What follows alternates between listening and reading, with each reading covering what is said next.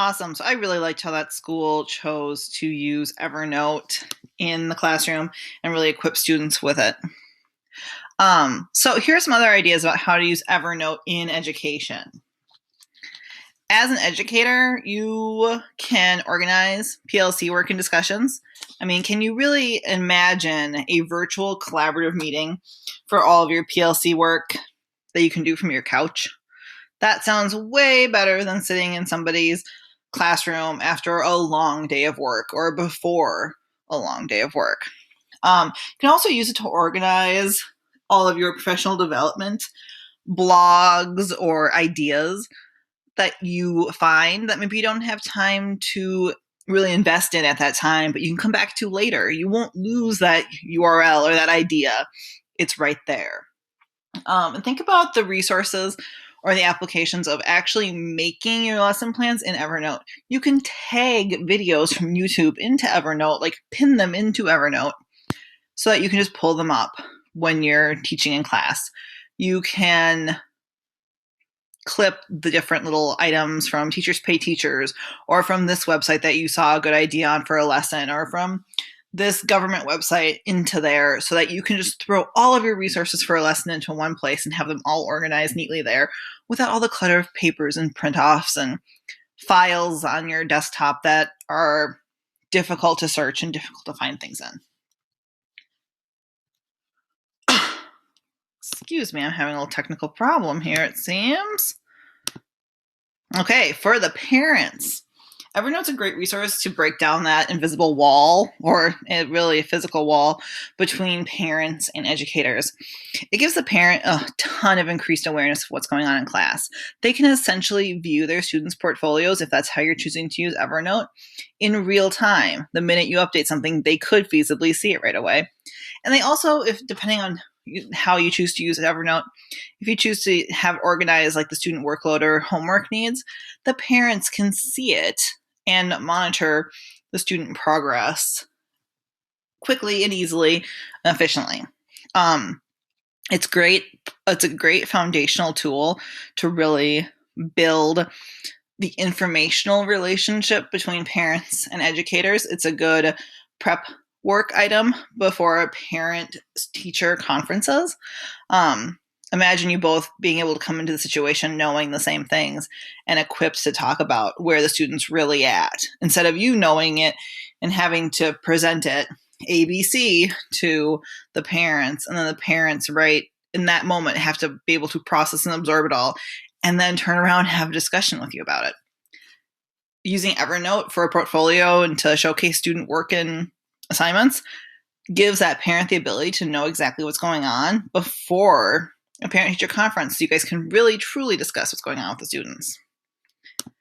And then for the students, we live in the 21st century. These kids are all about 21st century skills, and many argue that they are digital natives. So why not use that desire for technology for you in the classroom by having that digital portfolio that they can help you build? Or, like in the previous video from New Jersey, equip those kids to actually just use Evernote as its interactive notebook, as their interactive notebook, or streamline their group work. Kids learn really early on that sometimes group work isn't that fun because people aren't organized. This could eliminate that issue, that hassle. So, what are some pros and cons of Evernote? We've now seen how to use Evernote in the classroom and different ways to apply Evernote into the classroom, but really, is that great?